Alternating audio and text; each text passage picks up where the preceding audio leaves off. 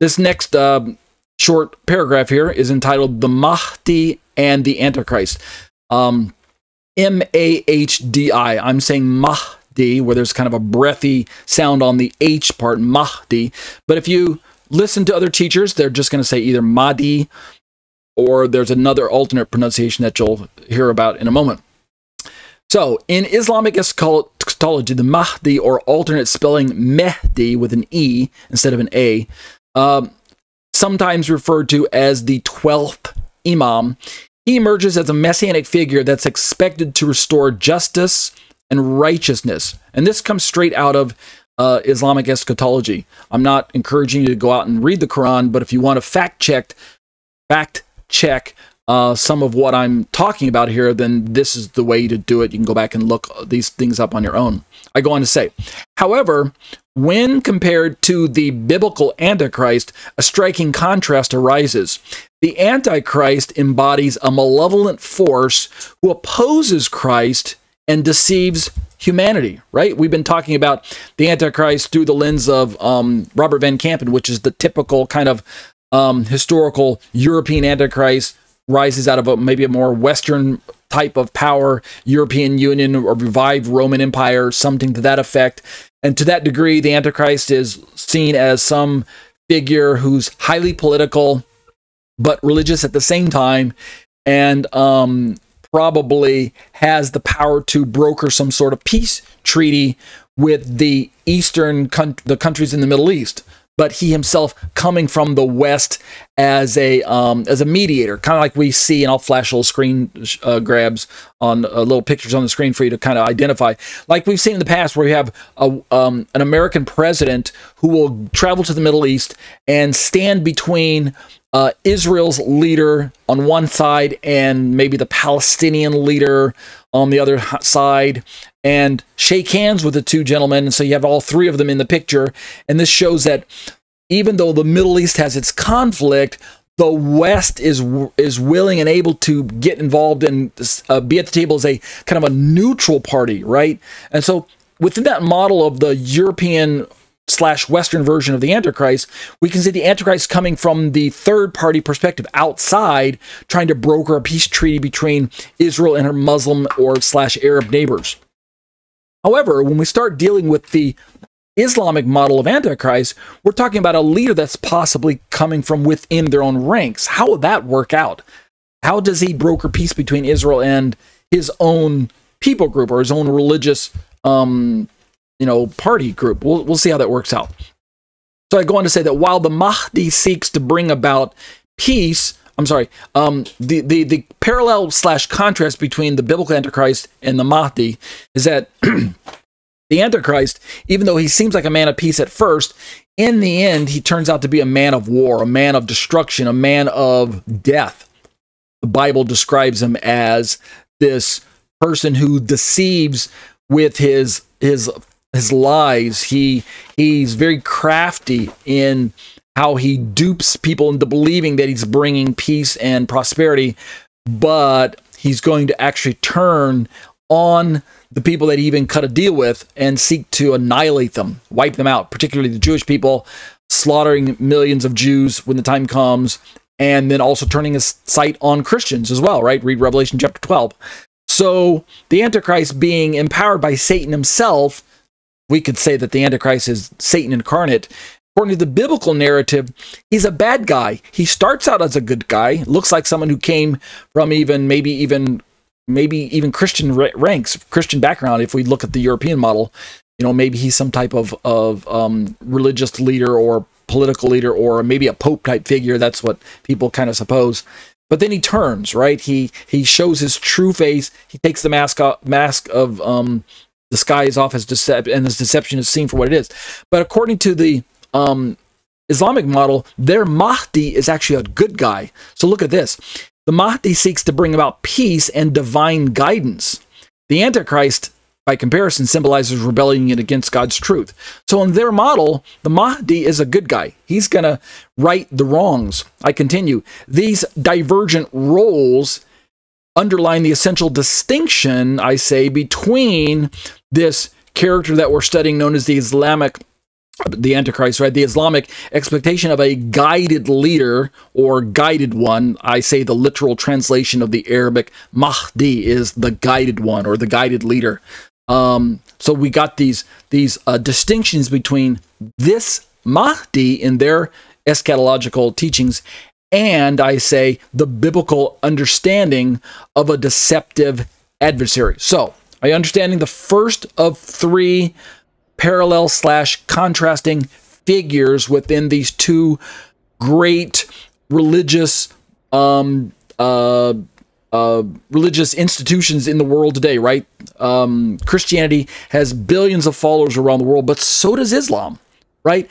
Even if you don't take a position where you factor in an Islamic Antichrist, even if you think, well, that's not for me, I'm just going to stick with the European model, you still have to contend with Islam as a major player on the scene at the end of days, because we're now living in these end days, and Islam is on the scene, and they don't seem to be trending in the direction of disappearing from the world anytime soon. Last time I checked, it's the opposite. They're trending towards growth. They are on the uprise. They are fast becoming the number one religion as far as numbers in the world today. You know, the old slogan goes, is today's what is it? Something to the effect of Muslims say Islam is our religion today and your religion tomorrow. I'm butchering that, but that's the effect of what they firmly believe, is that Islam is going to grow and grow and grow. And there are significant Western countries that are now becoming more influenced by Sharia law and Islamic policies, and so no matter which model you take, if you're a Bible student of eschatology, you simply cannot put your head in the sand and ignore the topic of Islam in the end days. How is that going to factor in? Is Christianity going to overthrow that? Is it going to overtake it? Is Islam going to disappear and dry up like other religions have done before, or movements in the earth today? How does that factor into the end times? You know, what's the Antichrist going to have to do with Islam when the time comes? So we need to look at these topics seriously. Let's look at the next topic on my list here. The Muslim Jesus Isa and the false prophet. Believe it or not, Islam has their own version of Jesus, but he's not the same Jesus of the Bible. So now let's talk about some contrast between their version of Jesus and the false prophet mentioned in the book of Revelation. So this is what I discovered, and this is my own research that I'm bringing to the table of discussion. The Islamic belief in the return of Isa, or Jesus, holds parallels with the biblical concept of the false prophet mentioned in the book of Revelation. So yeah, that's where they factor him in. Let's keep reading. Islamic tradition reveres Isa, or Jesus, as a prophet who will return to guide believers and defeat their enemy known as the Dajjal. We'll talk about him in a moment. So Jesus shows up, and he's got this enemy called the Dajjal, and they do battle. Let's keep reading. Conversely, when we look at the Bible, the false prophet in biblical prophecy represents a figure who promotes false teachings and supports the Antichrist's agenda. So if you're a good standing Muslim, right, you are a religious Muslim, a follower of the religion of Islam, and you're not into radicalized Islam, right? You're not all about jihad. You're not all about blowing things up. And if you're not about that, but you're just a good standing Muslim, you want to see peace with your neighbors, just like we all do. You just want to look out for your well-being. You just want to provide for your family. You want to have a right relationship with God, or Allah, as you would call him. Well, then I could see how that when you read through your own Bible, your own religious writings, right, the Quran, and you encounter these major signs that we're talking about, these three figures, right, then you're not going to be looking at the world through the lens of, hey, let's go out and kill everybody so we can establish Islamic world order or something like that. Rather, we're looking at these topics, and really, you're just looking at your religion like other people look at their religion. It brings peace to you. It brings comfort to you. It's what you firmly believe. It's what you've been raised on. And so you just want to get along with those who don't follow your religion. But it would be nice if they converted to your religion. I mean, if they believed in what you believed in. Isn't that what we teach as Christians as well? If everyone else would just believe what we believe, then the world would seem to be a better place, right? That's kind of the way we Christians kind of generalize things. And so it makes sense that as we're looking at these figures within eschatology and eschatological models of who the end time players will be, that each religion is going to have their own versions of their good guys and their bad guys. What we're looking at, however, is that there's a very odd parallel / contrast between what Islam believes are the good guys and what are the bad guys compared to Christianity's version of the good guys and the bad guys. And they're almost like mirror opposites, which would make sense. So let's keep reading. I go on to say in my own research, in my own essay here, while both Isa, that is Jesus, and the false prophet involve a return and exert influence in the end times, their roles and missions differ fundamentally. This is at least what I have ascertained as I did this research when I put this together a few months back. Isa is regarded as the true Messiah, while the false prophet epitomizes falsehood and leads people astray. So I guess you could say when it comes to these two characters, the Muslim Jesus known as Isa, that's the Arabic way of saying Jesus, Isa, in this particular discussion right now, then at least both Christians and Muslims agree that the false prophet is a bad guy in the story. In this particular narrative, the false prophet is someone who seeks to lead people astray and to deceive people, versus Isa, their version of Jesus, is a champion. He's a good guy. And in Christianity, Jesus is also a champion. He's a good guy. So part of their narratives, what I'm trying to explain to you, is that in part of the narratives, and we're looking at the parallels and the comparisons and contrasts, part of the narratives have almost one-to-one correlating, overlapping concepts where they match up, where they line up, where, you know, if I were to have a conversation with a Muslim, I might say, what do you think about Jesus? Isn't he a great guy? Isn't he a great prophet? And they would, according to their own eschatology, say, yeah, he's a good guy. You know, we can't wait till he returns. We're looking forward to his return as well, to help usher in world peace and prosperity and things like that. And I'm thinking, wow, is this guy a Christian? No, he's a Muslim. But you have to remember that their eschatology and their understanding of end-time events has a version of Jesus that brings in peace and prosperity, and he's a good guy in their story, just like Jesus is a good guy in our story. And conversely, or comparatively, one of their bad guys is the false prophet, or at least when they read the Bible, if they're familiar with who the false prophet is, he's a bad guy. All right, there's one other person, as I did my short little essay here, the Dajjal and Jesus Christ. Now, if I'm not saying that name correctly, if you've heard it pronounced like Dajjal or Dajjal or something to that effect, I apologize. Dajjal is how I've heard it pronounced in all the research that I've encountered. So let's read about him. The Islamic Dajjal, often considered the false Messiah by Islam, by the way, bears interesting parallels with Jesus Christ in Christian belief. So here we have, this is where it gets a little confusing, a little challenging. In Islam, they've got their version of Jesus, which I'm going to try my best to keep referring to him as either the Muslim Jesus, or sometimes I'll call him Isa, or the Muslim Isa, or something like that, or I'll be careful to distinguish, give you the context, the Muslim Jesus.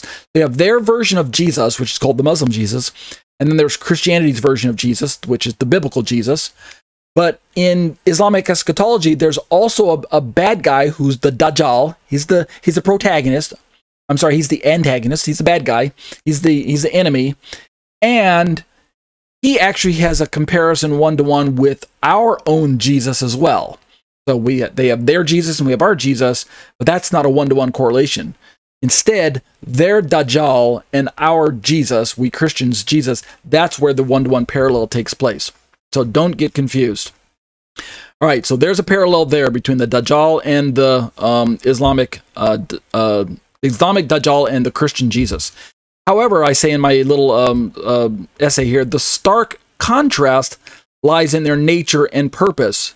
The Dajjal seeks to deceive and lead people astray, while Jesus Christ, as we know, embodies divine truth and redemption. So you have to be careful when you're having these discussions with people about these particular topics. If you're going to be talking about Jesus Christ in Islamic circles, then you need to be careful to distinguish, are you referring to the Islamic Jesus? Or are you referring to the biblical Jesus? And then within the scope of that discussion, you're likely to bring up some conversation about, oh yeah, the Dajjal and Jesus do combat with one another, or the Dajjal and you're thinking, what? Wait a minute, isn't Jesus one of the good guys in your prophecy? You're like, yeah, of course. So you just have to be careful where the conversation goes, where the context is. They have their own version of Jesus, whom they call Isa, and we have our version of Jesus, and they have their version of a bad guy called the Dajjal, which we don't have a figure called the Dajjal, but for us, the Dajjal would be actually maybe the Antichrist or the Mahdi or something like that. So it can get really wonky, a little bit challenging, and I'll try to make it less confusing during these particular discussions. Let's keep reading my own short essay here. Christian tradition teaches that Jesus Christ, the Son of God, came to save humanity through his sacrificial death and his resurrection. Remember, as I keep interjecting, the biblical Jesus is vastly different from the Islamic version of Jesus. We'll talk about this in time, so don't get too terribly upset if I'm not hitting it and developing it right now. But just in by way of a primer or teaser, the Islamic version of Jesus is not the Son of God. He's not divine. He's not God incarnate. He's a man. He's a prophet. He's a good man. But not only is he not the Son of God, and not only did he not represent the incarnated God, right? God incarnate, God veiled in flesh, Son of God, Son of Man, etc. But also this version of Jesus in Islamic circles didn't even die. He hung on the cross, but he got pulled down before he died. So he was hung up there, that's true, but he did not die. He actually was carried bodily alive, like Elijah, up into heaven by Allah, his father, according to Islamic tradition.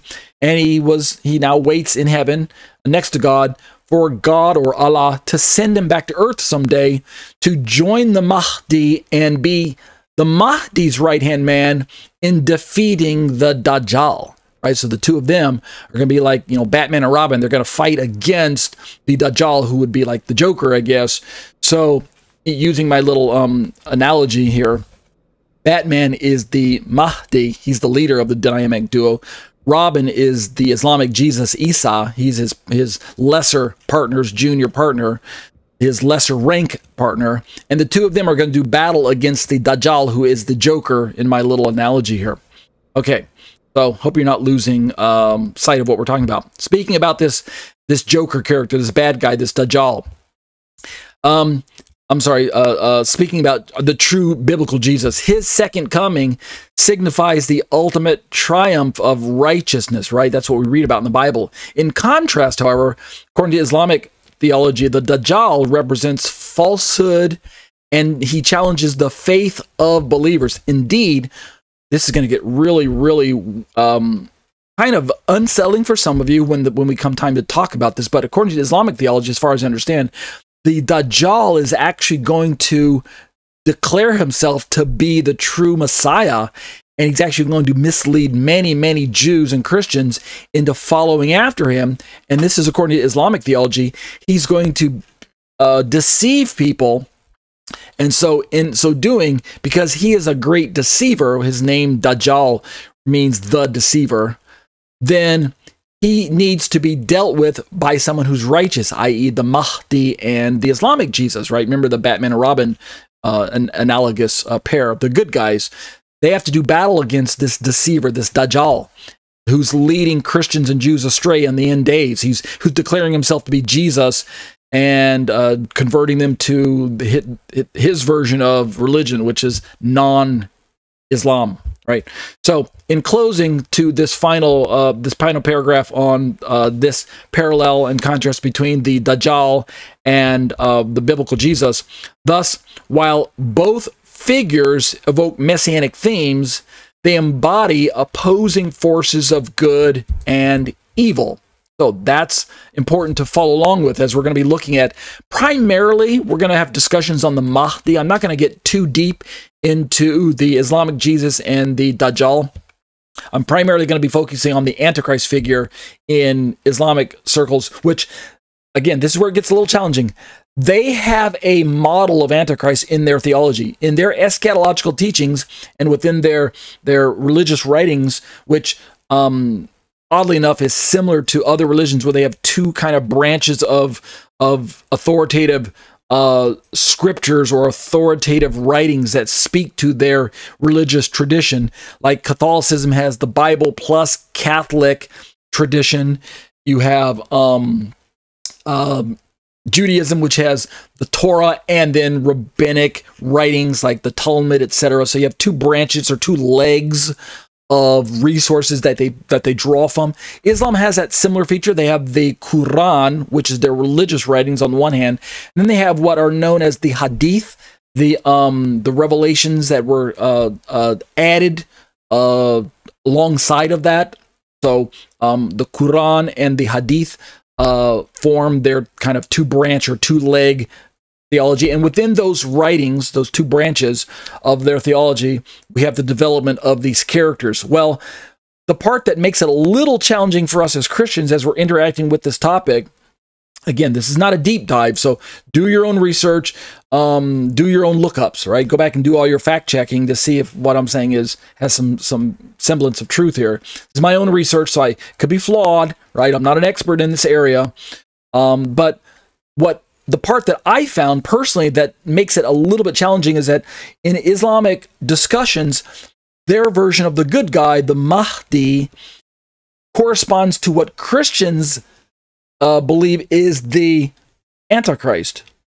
And yet Islam has their own Antichrist called the Dajjal that we Christians don't really even talk about at all, unless we would have a discussion and say that parallels our own Jesus. So there's some challenges, and of course, because they have their own Jesus and we have our own Jesus, but our Jesus corresponds to their Dajjal, not to their Jesus. It's not a parallel between our Jesus and their Jesus. Their Jesus parallels to our false prophet, whereas our Jesus parallels to their Dajjal. So